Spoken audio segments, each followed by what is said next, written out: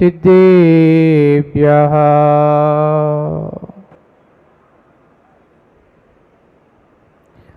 तरणविद्यासागर गुरु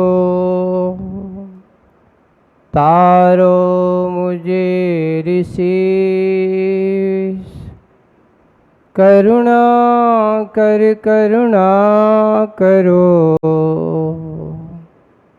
कर से दो आशीष। यही प्रार्थना आपसे अनुनय से कर जो पग पग पल पल बढ़ चलो मोक्ष महल की ओर। बोलिए परम पूज्य शासन नायक मूल नायक देवादिदेव 1008 बड़ेवा कुंडलपुर के बड़े बाबा आदिनाथ भगवान की, सिद्धोदय के पार्श्वनाथ भगवान की, परम पूज्य आचार्य गुरुवर श्री विद्यासागर जी महाराज की, आचार्य श्री समय सागर जी महाराज की, 3 कम 9 करोड़ मुनिराजों की।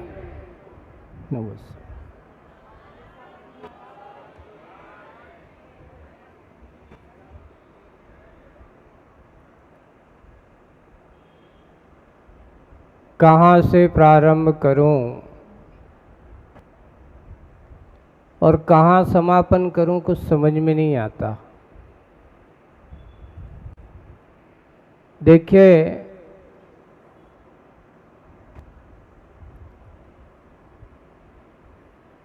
जीवन का कोई भरोसा नहीं है। जैसे अपन पढ़ते हैं जीवन के किसी भी पल में वैराग्य उपज सकता है। संसार में रहकर प्राणी संसार को तज सकता है। आज आपको ये बात कहकर के मन में ये लग रहा है कि वास्तव में राग के क्षण और वैराग्य के क्षण दोनों में बहुत अंतर है।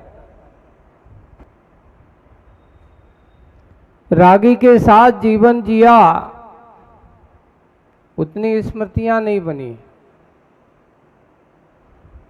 लेकिन जब एक वैरागी के चरण छत्र छाव में पहुंचा तो आज स्मृतियों से पूरा का पूरा जीवन भरा पड़ा है। उनके हर नाम पर, उनके किए हुए उपकारों का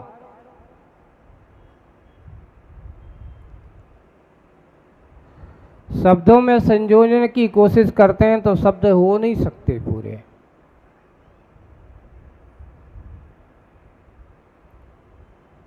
आज का ये दीक्षा दिवस पूज्य आचार्य भगवान का ये कृपा महोत्सव है। उनका ये वरद हस्त का दिन है।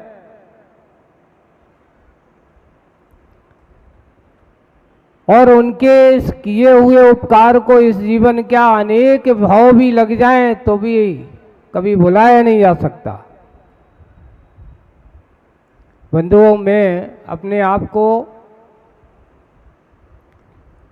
कैसा मानता हूं, जैसे एक शिल्पी होता है और उसको एक प्रतिमा का निर्माण करना है, और प्रतिमा का निर्माण करना है तो वह प्रतिमा को सबसे पहले जाकर के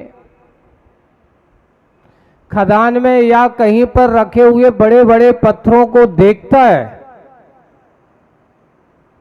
और जैसे ही उसे मतलब का पत्थर दिखता है वो पत्थर नहीं देखता, उस पत्थर में बनी हुई प्रतिमाओं को देखता है। उसमें उसको झलक आ जाती है कि ये प्रतिमा इसमें ऐसी बनेगी।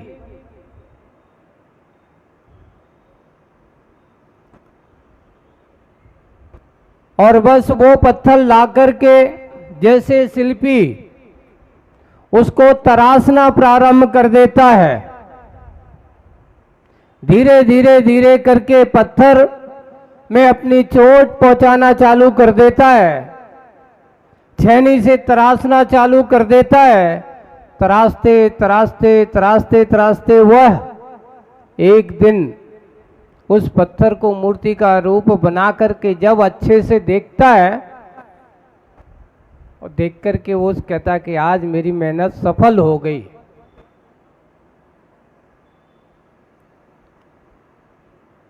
बस मुझे ये बनाने वाले मेरे शिल्पी अगर कोई हैं, मैं तो उस पत्थर की भांति था, पर आचार्य श्री ने सबसे पहले मुझे बहुत नजदीक से और मैंने आचार्य श्री को इतने नजदीक से सन 1986 में देखा। कब देखा? आचार्य श्री ने हमें देखा या नहीं देखा, पर मैंने उनको नजदीकी से अगर कहीं देखा तो सन 1986 में देखा। सुना कहाँ? ऐसा नहीं कि पहले नगर में आचार्य श्री नहीं आए, पर उस कहावत है ना, जैसे बालक बाल मन होता है ना, अरे बहुत सारे महाराज आते हैं चले जाते हैं, अपन को क्या मतलब। यहाँ तक कि घर के सामने से प्रतिदिन निकल जाते थे तो अपन भी वहीं देखे महाराज देखे, जैसे आम लोग कहते रास्ते में मिल जाते, नवसु कर लिया, घर पक गए, चलते बने। बस वही है, बुद्धि का कोई उपयोग नहीं, कौन है क्या है कैसा है इससे कोई लेना देना नहीं। पर जब उनकी उस वीतराग छवि को उस गुरु के रूप में देखा और सन 86 में देखने के बाद फिर मन हुआ कि अब तो मुझे कहीं नहीं जाना,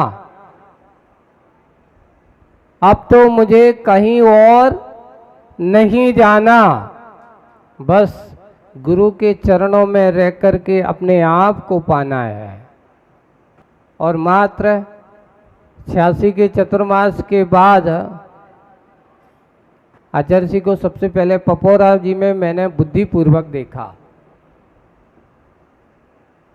उसके पहले देखा तो था, पर बुद्धिपूर्वक एक देखना और एक बुद्धिपूर्वक देखना। फिर बाद में धीरे धीरे जाना चालू हुआ तो 87 में फिर आचार्य श्री के पास पहुंच गए। आचार्य श्री, अब मैं कुछ नियम लेना चाहता हूँ। उस समय आचार्य श्री के पास, जैसे आज आप लोग थोड़ी सी सहजता में हम लोगों के पास बैठ जाते हो ना, उस समय इतनी ज़्यादा भीड़ भाड़ नहीं थी। ललितपुर में आचार्य श्री के पास बैठ गया और आचार्य श्री से कहा कि आचार्य श्री, अब तो आपके चरणों में मुझे रहना है और आप जैसा बनने का मुझे मेरे भाव है। आचार्य श्री कहते हैं, अच्छा अभी क्या नियम है तुम्हारे? तो मैंने कहा अभी कोई नियम नहीं है हमारा, तो रात्रि में भोजन करता हूं और अभी कोई नियम नहीं है। बोले कि चाय भी पीते हो? बोले कि चाय भी पीता हूं। तो रात्रि भोजन कैसे बनेगा? यहां आकर के तो कैसे करोगे? तो आचार्य श्री, आप क्या कर रहे हैं? हमारा मन तो है कि आपके चरणों में रहना है, अब आप बताओ करना क्या है? तो बोले कि चाय पीते हो? बोले कि हाँ पीता हूं। तो यहाँ चाय नहीं मिलेगी? तो बोले कि आचार्य श्री आज से चाय का त्याग कर देते हैं। अच्छा, फिर रात्रि भोजन? कहते आप कहो, जैसे ही आप कहो। बोले कि यहाँ नहीं चलेगा, घर पे आप जब तक रहोगे कि इस प्रकार की साधना करना होगी। ठीक है, आज से रात्रि भोजन करने का त्याग। बस दो ही नियम लिए। अब आचार्य जी से कहा और क्या करना है? अब कुछ नहीं करना, बाद में बताएंगे। देखो शिल्पी ऐसे होते हैं, धीरे धीरे पहले माटी को क्या किया जाता है?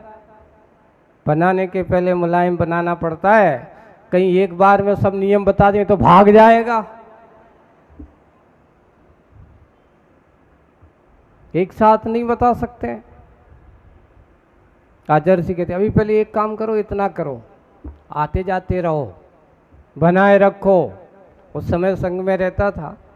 अब आते जाते हम लोग ब्रह्मचारी, हम लोग एक दिन पूछ लिया कि पढ़ाई करते हो? हमकी सब छोड़ छाड़ दी, अब तो बिजनेस कर रहा हूँ छोटे से। अरे इतनी जल्दी छोटे पढ़ाई छोड़ दी? लेकिन हाँ छोड़ दी। क्यों? मन नहीं लगता आप तो। अच्छा चलो कोई बात नहीं, यहाँ आकर के पढ़ाई हो जाएगी। हमारे साथ में एक और विनोद थे, डबल विनोद थे हम, एक नहीं दो नहीं थे। गड़ा कोटाई के थे, एक और था विनोद। अब अभी वो पिछले साल अभी उसकी थोड़ी से आकस्मिक किसी बीमारी के कारण से उसका भी व्रत था, उसने भी व्रत लिया था। अब उसके साथ हमारा भी व्रत हुआ। अब व्रत लेने के बाद अब धीरे धीरे जैसे ही व्रत लिया 87 में, तब आचार्य जी कहते अब देखो प्रतिदिन भगवान की पूजन करना है। जी आचार्य श्री करेंगे। स्वाध्याय भी करना है। क्या पढ़ना है बताओ? प्रथमान योग के ग्रंथों को अच्छे पढ़ना है। समझ में नहीं आते, नहीं समझ में आते फिर भी पढ़ना है। देखिए ये कहलाते हैं गुरुजी के संकेत। पढ़ते चले जाओ, पढ़ते चले जाओ। आज समझ में नहीं आएंगे, कल तुम्हें समझ में आएगा। और धीरे धीरे करते करते 87 का लास्ट आया। 88 के प्रारंभ में चतुर्मास दीपावली के आसपास आचार्य श्री का संकेत आ गया कि तुम्हें पूज्य मुनि श्री गुप्ती सागर जी के पास जाकर के उनकी सेवा करना है। उनके पास रह करके कुछ समय उनकी सेवा करना है, बाद में हम बताएंगे। वहां पहुंच गया और पहुंच करके उनके चरणों में रहने लगा, पढ़ने लगा, स्वाध्याय करने लगा। धीरे धीरे पहुंचे तो कटनी में शीतकाल ग्रीष्म काल की वाचना हुई। आचार्य जी का संकेत आया कि उसके ड्रेस बदलवा दो।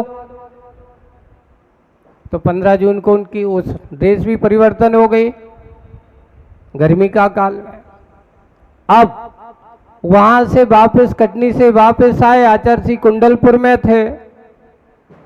देश परिवर्तन के बाद पहला चतुर्मास, और आचार्य जी कहते हैं एक काम करो महाराज, लोगों का क्षमा सागर जी गुप्ती सागर जी का चतुर्मास हो रहा है, तुम्हें उनके साथ उनकी सेवा करना। और जाकर के चतुर्मास कहाँ होना? बोलिए गढ़ा कोटा में। मैंने कि गढ़ा कोटा में चतुर्मास होना? वहां मैं नहीं। आचार्य श्री हम तो आपके पास रहेंगे। नहीं, सेवा करना है। आचार्य जी वहां कैसे रहेंगे उन सबके लोगों के बीच में? सब परिचित वाले लोग हैं। तुम्हें अपने आप में रहना है कि उनके महाराज के पास रहना है कि गढ़ाकोटा वालों के पास रहना है? आचार्य जी आप जैसे कि संकोच तो था। पहला चतुर्मास, और वो भी कहाँ? अब ब्रह्मचारी अवस्था में तो जा करके क्या करें? पटेरिया जी में थे, अक्षय क्षेत्र जिनने देखा होगा पटेरिया जी। अब क्या करें? सब लोग वही परिचित वाले आ जाएं और बैठ जाएं तो जा नहीं कह सके तुम भगो। क्या करें? जो भी आए सब वो आकर के वहीं बैठ जाए। महाराजों के पास भी भेजी तो हमारे पास बैठ जाए। मैंने सोचा क्या किया जाए, यहाँ तो अपनी पढ़ाई लिखाई नहीं हो रही, कुछ समझ में नहीं आ रहा है। तो सबसे अच्छा पटेरिया जी के ऊपर एक अच्छा गुम्बज थी ऊपर, वहाँ बैठ गए और जाकर के ये एक पिलाई जैसा पटिया था, उस पटिया को वहाँ दरवाजे पर लगवा देता और बिल्कुल एकांत में दिन भर बैठे। क्योंकि महाराज लोग कहते कि तुम्हें ये याद करना है, तुम्हें ये करना है, पहले पढ़ाई लिखाई इतना किया नहीं है, फिर ये करना है। अब लोग आए तो क्या किया जाए? करते करते चतुर्मास के बाद पुनः गुरुजी के पास महाराज जी लोग पहुँचे। वहाँ से फिर आचार्य जी के पास आ गए और आचार्य जी के पास फिर रहे। तो मैं तो फिर ऐसा हुआ कि आचार्य जी ने मुझे लिया कि मैंने आचार्य श्री को लिया। उसके बाद से तो फिर गुरुजी के चरण पकड़े हैं, तो आज तक पकड़े हूँ। ये मत सोच लें कि गुरुजी के चरण मेरे छूटे हैं। लोग कहेंगे कि ये गुरुजी के चरण आज नहीं है। गुरुजी शरीर से दूर हो सकते हैं, पर पूज्य आचार्य भगवान का जो आशीर्वाद और उनका जो आचरण और छत्र छाव आज हमारे ऊपर है। बंधुओं, मैं ये अपने आप को ये कहता हूं कि मैंने कभी सोचा नहीं था कि मैं ऐसे कभी मुनि बन करके अपने आत्म कल्याण का मार्ग प्रशस्त करूंगा, क्योंकि जो हमारे नज़दीकी रहे उनको मालूम होगा, परिवार वालों को पता है कि ये कितना रागी था और कितना वैरागी कैसे बना। बस इतना ही है कि बस इतना है, जीवन के किसी भी पल में वैराग उपज सकता है वाली बात जो है वो मेरे साथ बिल्कुल यथार्थ रूप में घटित हुई है। अब हम उसको चरितार्थ करने की कोशिश कर रहे हैं, उसको अपने जीवन में आचरण में लाने की कोशिश कर रहा हूं, सतत करता चला जा रहा हूं। बस इतना ही है, पूज्य आचार्य भगवान का जो संकेत है, जो छत्र छाव है उनका, उनके दिए गए जो हमें संदेश हैं, आज वही संदेश हमें अपने मार्ग पर प्रशस्त कर रहे हैं। और एक बात आचार्य श्री ने हमें और हम पूरे संघ को, जब मुनि बना, मुनि बनने के बाद दीक्षा हुई, दीक्षा के समय और दीक्षा के बाद जब स्वाध्याय हुआ, और स्वाध्याय के समय आचार्य श्री के सूत्र कभी कभार ऐसे होते थे कि जो हम सबको एक सूत्र जो आज के हमने जीवन में बनाया है, अभी जैसे कि निराग सागर जी महाराज